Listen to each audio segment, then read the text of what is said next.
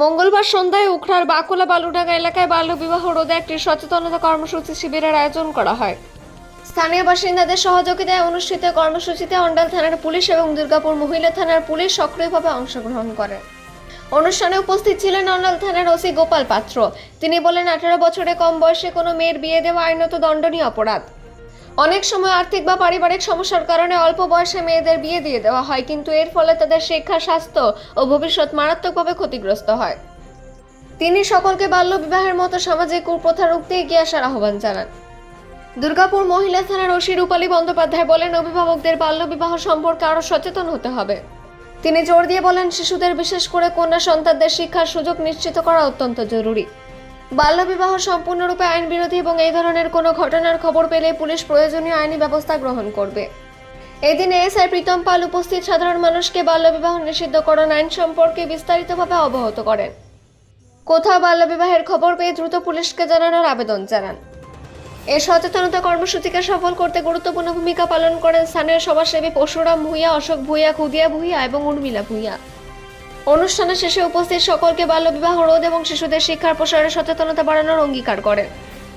অন্ডাল থেকে অজিত মিশ্রা, রিপোর্ট নিউজে।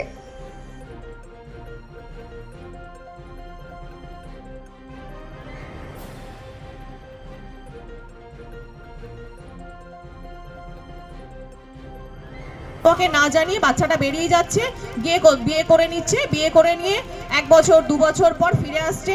কোনো কোনো সময় বাড়ির গার্জেন যদি থানায় আসে, তখন সেগুলোকে কি করি আমরা, রিকভার করি বাচ্চাটাকে।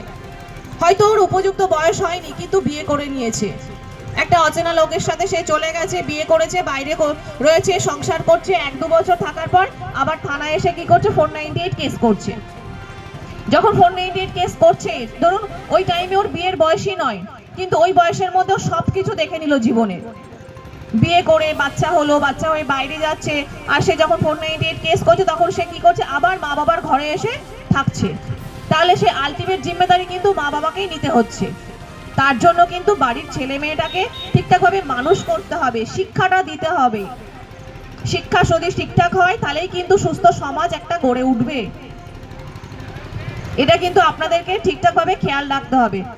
আর কোনো সময় কোনো এরিয়ায় ছেলে মেয়ে যদি পালিয়ে যায় মা বাবার অত্যাচারে বা বিয়ে দিয়ে দেবে বলে তাড়াতাড়ি, তাহলে কিন্তু সেই বাড়ির ছেলে মেয়েরা কিন্তু আগে এসে থানায় জানাবেন যে আমার মা বাবা 18 বছরের নিচে কিন্তু আমাদেরকে বিয়ে দিয়ে দিচ্ছে, বাড়ির ফ্যামিলির অবস্থা ভালো নয় বলে। না, ওটা করবেন না, ওতে কিন্তু আপনাদেরই ক্ষতি হবে।